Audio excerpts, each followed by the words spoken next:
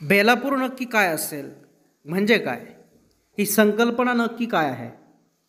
स्वतःच्या गरजेपोटी स्वसंकल्पनेतून सर्वांना समजून येईल की व्यक्ती कोण आहे, ती कुठं चालली, ती करते काय, या सर्व प्रश्नांची उत्तरं देणारं एकच नाव, आणि ते म्हणजे बेलापूर.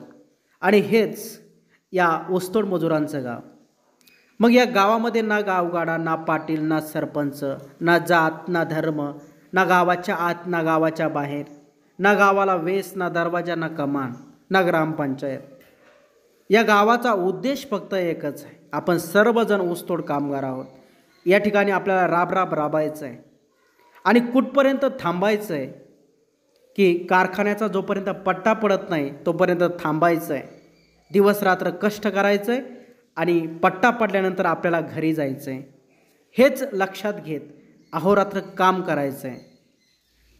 आणि हेच पहिल्या कवितेमध्ये, बेलापूर या कवितेमधून आपण जाणून घेऊ शकतो.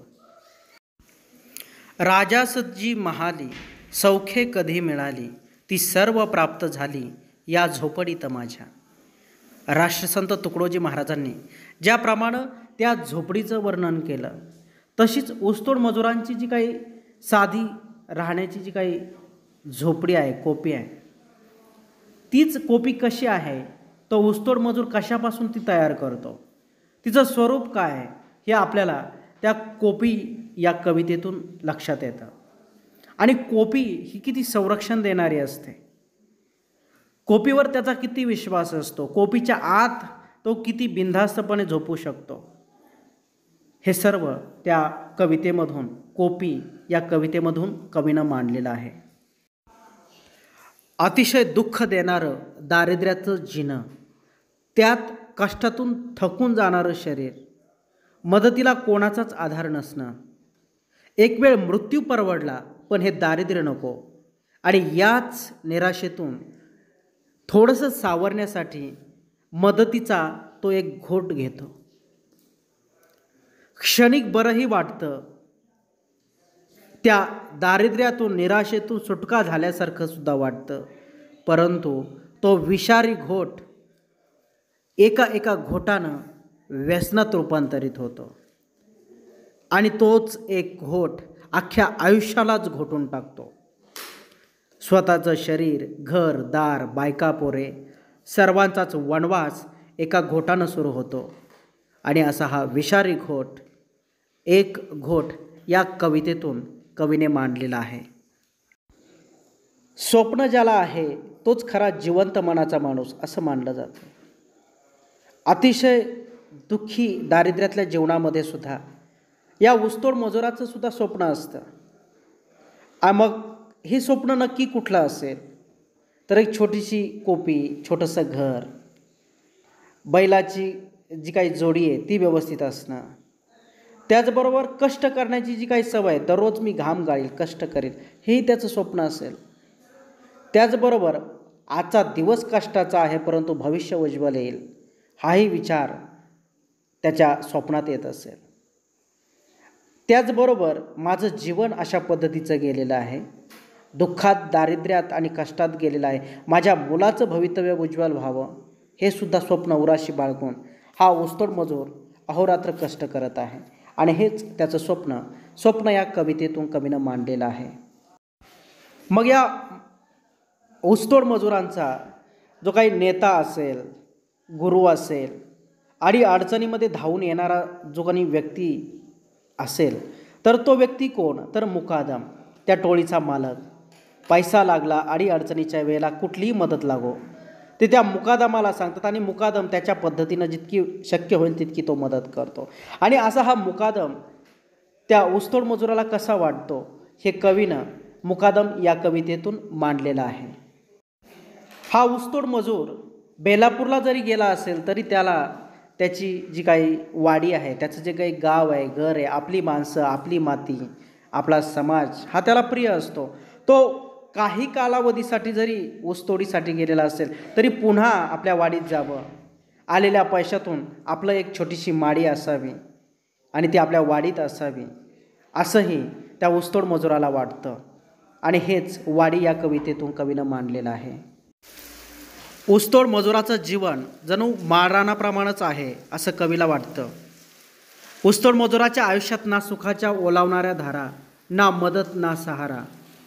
आणि अशाच परिस्थितीमध्ये कधी उन्हाळा तर कधी पावसाळा. माळरानावर पडणारं ऊन, दगडांच्या राशी, पालवी विरहित झाडे, वेली, पक्ष्यांचा किलबिलाट ऐकायला कधीच मिळत नाही. छोटासा ओढा, तोही दुष्काळानं कोरडा. आणि गवत जे वाऱ्याच्या झुळकेबरोबर डोलत राहावं तर तेही बघितलं तर ते सुकलेलंच, करपलेलंच. आणि अशा परिस्थितीमध्ये या ऊसतोड मजुराचं जे जीवन आहे ते याच माळरानाप्रमाणे आहे असं कवीला म्हणावंसं वाटतं. आणि हेच कवी माळरान या कवितेतून व्यक्त करतात. स्थळ म्हणजे ठिकाण आणि थळ म्हणजे ज्या ठिकाणी ऊसतोड मजुराला ऊस तोडायला जायचं आहे, ज्या कोणत्या शेतकऱ्याची जी शेती असेल, ऊसाचं शेत असेल तर त्याला थळ असं म्हणतात. आणि थळ या कवितेतून आपण थळाविषयी माहिती घेऊ शकतो. पोटासाठी कष्ट करून एका ठिकाणाहून दुसऱ्या ठिकाणी भटकंती करणारा हा ऊसतोड समाज जो आहे तर त्याचं जीवन कशा पद्धतीचं आहे, तो जो काही तांडा त्यांचा जो समूह आहे तो कशा प्रकारे तो चाललेला आहे आणि तो कसा हिंडतोय याचं वर्णन तांडा या कवितेतून केलेलं आहे. त्याचबरोबर आपण बघू शकतो की सांज, वाहतूक, जीवनाकडे बघण्याचा दृष्टिकोन, आमच्यासाठी कोण या कवितेमधून या ऊसतोड कामगार जे आहेत तर त्यांच्या जीवनाकडं व्यवस्थित सकारात्मक दृष्टीनं बघून यांच्या जीवनात कुठंतरी परिवर्तन व्हावं असा विचार करणारा नक्की कोण आहे याची खंत कवी त्या कवितेमधून व्यक्त करत असतात. मग या कामगारांचे नेते नक्की कोण आहेत, ते नेते काय करतात, या ऊसतोड कामगारांसाठी नक्की काय केलं पाहिजे या नेतृत्वानं. एक थोड्या प्रमाणात का होईना पण जो ऊसतोड मजूर आहे, ऊसतोड कामगार आहे की त्यानं आमच्यासाठी कुणीतरी एक मदतीचा हात द्यावा की जेणेकरून आम्ही या अवस्थेमधून बाहेर पडू, हाही विचार तो ऊसतोड मजूर करतोय. आणि हाच विचार या आमच्यासाठी कोण या कवितेमधून कवीनं मांडलेला आहे. त्याचबरोबर गाडी, वाहतुकीचं एक महत्त्वाचं साधन जे ऊसतोड मजुराला अतिशय आवश्यक असतं तर तिचंही वर्णन गाडी या कवितेतून. त्याचप्रमाणे बैलजोडी की बैलाचं जे काही महत्त्व त्या ऊसतोड कामगाराच्या जीवनात आहे ते सुद्धा बैलजोडी या कवितेतून कवी व्यक्त करतात. आणि कवी म्हणतात की बैल आमचे दैवत, कष्ट करतो दिनरात, करोनी कामावर मात जगतो आम्ही आनंदात. कष्टाचं दुःख देणारं जीवन असतं तरीही कष्ट करून ते आनंदात जगतात. आणि त्यांचं जे काही दैवत आहे तर ते बैल आहे, बैलावर त्यांची श्रद्धा आहे. अशा पद्धतीनं बैलजोडी या कवितेतून कवी त्या बैलांवर असणारं ऊसतोड कामगाराचं प्रेम व्यक्त करतात, त्यांची भावना व्यक्त करतात. त्याचबरोबर कोयता हे अतिशय महत्त्वाचं साधन आहे. ऊसतोड कामगारांची पत्नी, त्याचबरोबर त्याचे बैल आणि तिसरा जो जीवनसाथी आहे तो आहे कोयता. म्हणूनच कवी म्हणतात की आमचा हा जीवनसाथी सतत असे आमच्या हाती, आम्ही करतो त्याची भक्ती, लक्ष्मीची होईल प्राप्ती. त्याचबरोबर लगीन की मुलाचं मुलीचं लग्न आणि तो प्रसंग कवीनं लगीन या कवितेतून सांगितलेला आहे. कारखाना या कवितेमधून सुद्धा कारखाना आणि ती परिस्थिती कवी व्यक्त करतात. त्याचबरोबर तोड ही सुद्धा कविता अतिशय छान कविता आहे.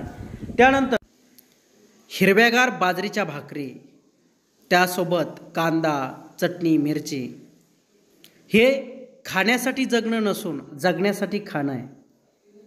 आणि हे खात कष्टानं पैसा मिळवणारा हा ऊसतोड मजूर, त्याच्या उपाशी पोटाला असणारं भाकरीचं महत्त्व आणि त्या भाकरीसाठीच कष्ट करणारा तो मजूर, भाकर या कवितेतून कवीने व्यक्त केलेला आहे.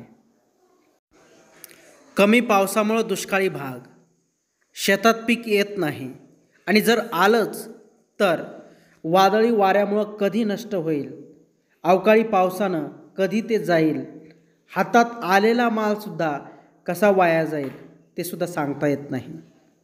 म्हणून समोर पर्याय फक्त दोनच असतात. एक म्हणजे शाळा शिक्षण घे आणि दुसरा पर्याय जर शाळा नाही केली तर बेलापूरला जा, हातात कोयता घे. मग या पर्यायामधून कवी या ऊसतोड कामगाराच्या प्रगतीसाठी, त्यांच्या पुढच्या पिढ्या बर्बाद होऊ नयेत यासाठी शाळा या कवितेतून पर्याय सुचवतात. आणि वस्तुस्थिती मांडत असताना कवी शाळा ही कविता ऊसतोड कामगारांच्या जीवनाशी कशी संबंधित आहे हे सुद्धा व्यक्त करतात. म्हणूनच अशा ऊसतोड कामगारांना शिक्षण किती महत्त्वाचं आहे या शिक्षणाचं महत्त्व सांगताना राष्ट्रसंत भगवान बाबांनी सुद्धा 1 एकर विका परंतु मुलांना शाळा शिकवा हा संदेश देत लोकांना शिक्षणाचं महत्त्व सांगत शाळा विद्यालये भगवान बाबांनी त्या काळात निर्माण केली. सर, आपण अतिशय प्रतिकूल परिस्थितीवर मात करून शिक्षण घेतलं. या संघर्षाविषयी 2 शब्द आपण सांगावेत ही विनंती. प्राथमिक शिक्षण हे गावातच घेतलं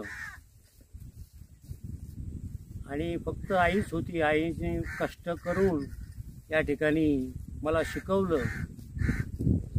वडील मला कळत नाहीत वारलेले, परंतु आईच्या प्रयत्नानं मी माझं शिक्षण पूर्ण केलं आणि MA BEd इंग्रजी हे शिक्षण पूर्ण झाल्यानंतर जिल्हा मराठा विद्याप्रसारक समाजामध्ये माध्यमिक शिक्षक म्हणून मला नोकरी मिळाली आणि मी माझ्या नोकरीस प्रारंभ केला.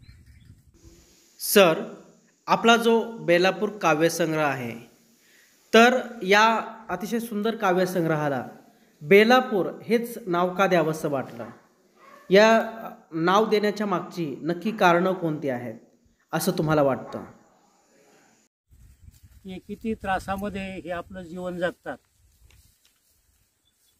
हे पाहिल्यानंतर आपण याला कुठेतरी वाचा फोडली पाहिजे या उद्देशानं बेलापूरचे लोक किंवा ऊस तोडताना ऊस मजुराला, शेतकऱ्याला किती त्रास सहन करावा लागतो याची जाणीव होण्यासाठी हा बेलापूर नावाचा काव्यसंग्रह मी लिहिला.